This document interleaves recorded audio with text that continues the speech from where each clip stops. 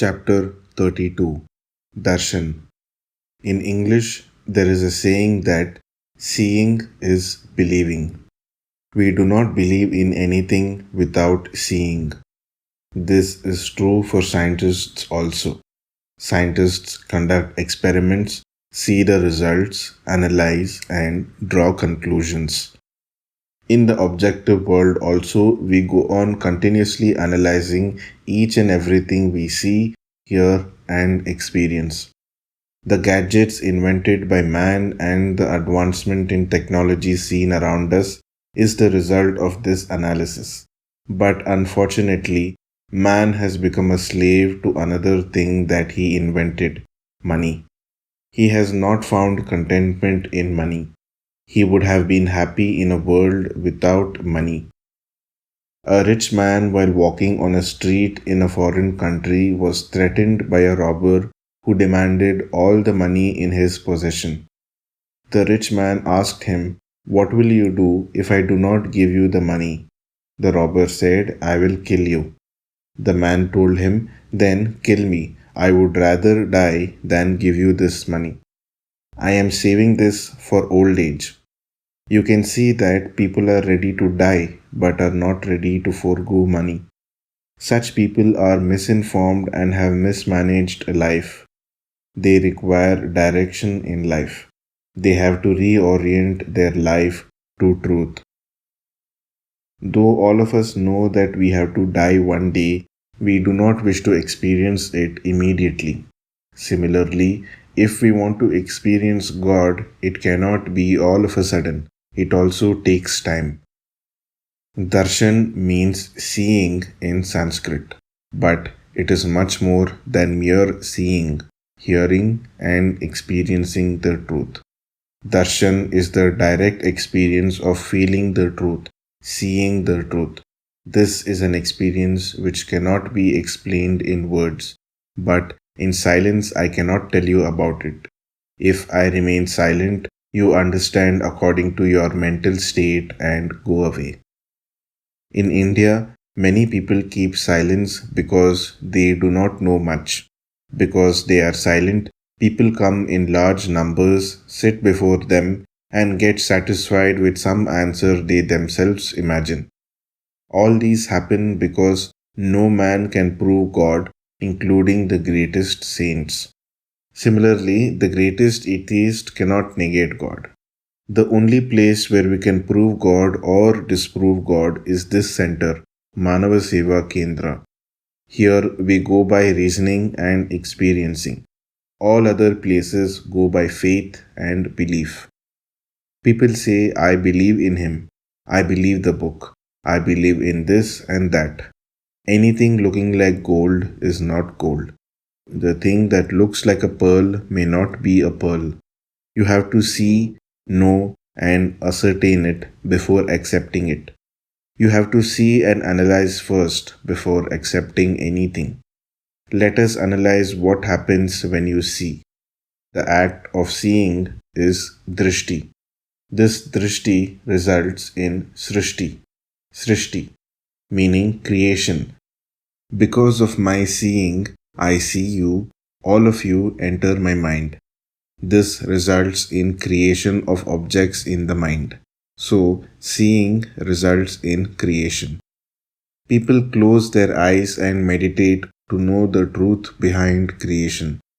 This is the base of meditation. There is only one truth behind everything. This truth, or God as most of us call, is only one. There are no different gods for different people, but the paths to God are different. This is like the one air or wind that is inhaled by all. All of us breathe the same air, but we are different.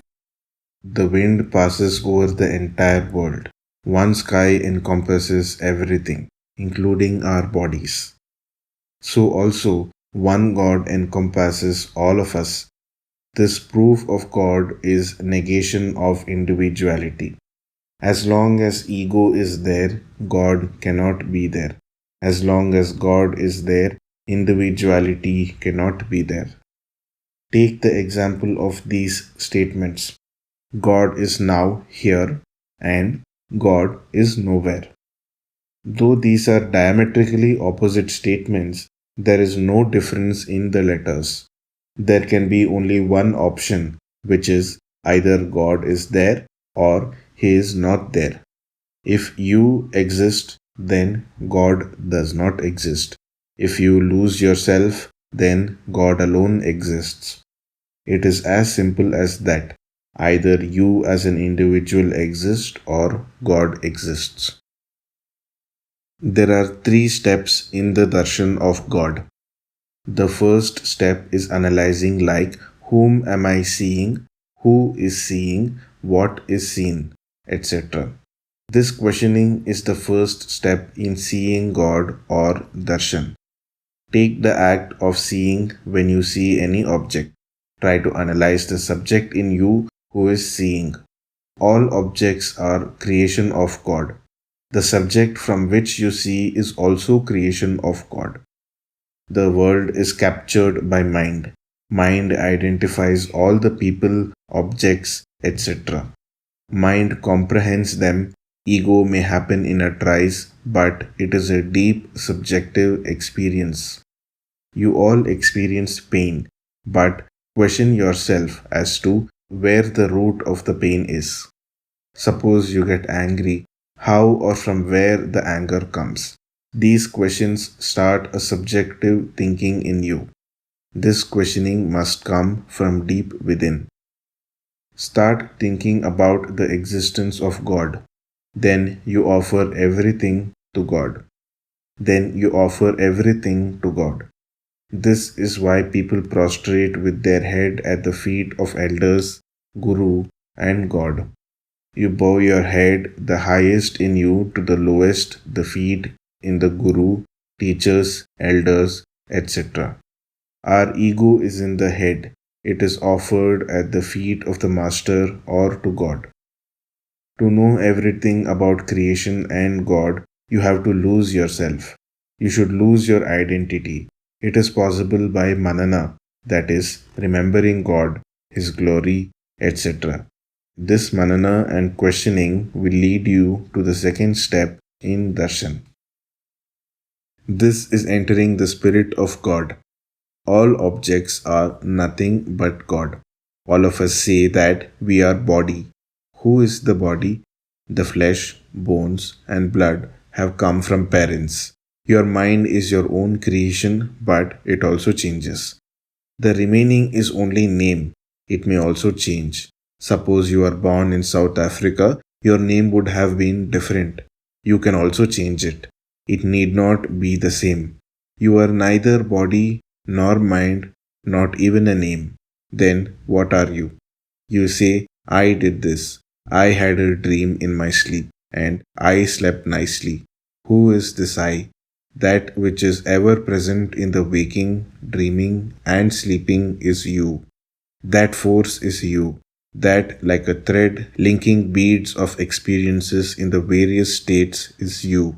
A minute thread passing through the three states is you. This thread is the real you that expresses as ego, which in turn activates mind. Mind activates the body and the world. Basically, all of us are the thread or the soul, not the bead or the body. You appear to be a body, but you are not. A mango tree appears as a tree. Basically, it is due to the seed. In the seed level, we are all God. At another level, we are people, different people. You enter into this truth subjectively. This is called pravesha, entering into. In the Gita, it is said, drishtancha praveshtancha, means see and enter into truth. Enter into the Spirit of God. Enter into the Spirit of the Master. There is no point in saying, this is our God or this is your book, etc. This is not even seeing God. So enter into the spirit behind the Master, idols, and books. Do not just worship them. The third step is darshan. God is there to gulp you down like an ocean gulping a river. Sky gulps the entire world. From God we have come, and to God we go. In between, we live here for a few days. Lose your identity and enter into the Spirit. This helps you to rise in consciousness. Enter into the cosmic form of yours. This is the darshan. This is the essence of the darshan. All are eligible for darshan. We have two instruments given by God. One is called intellect, the other is called mind. These should be used to question deeply and also to enter into the spirit, the silence. Desires are the root cause of our birth. When desires are not fulfilled, we get irritated. Irritation results in anger. Anger results in tension. Tension results in blood pressure. This causes heart problems. Why should we get all these? Let us have fewer desires which can be attained. Let us be spiritual in approach, but be practical in the world. We should befriend God. You can become God only in absolute awareness and unconditional existence. All of us are eligible for this. Path of inquiry should be followed to see God, to enter God, and it will lead to darshan of God. All of us can attain it by reorienting our thoughts to the base in us. There is no exception to this.